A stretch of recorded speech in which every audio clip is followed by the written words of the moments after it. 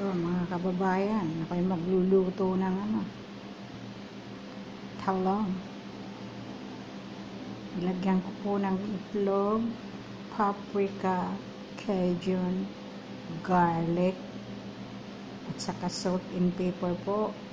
Yan po ang aking tanghalian ngayong Halloween. Ayan po, piniprito ko na po. It's gonna be delicious po.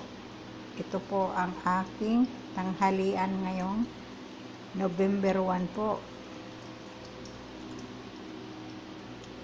O diba? Parang Halloween din sa kulay.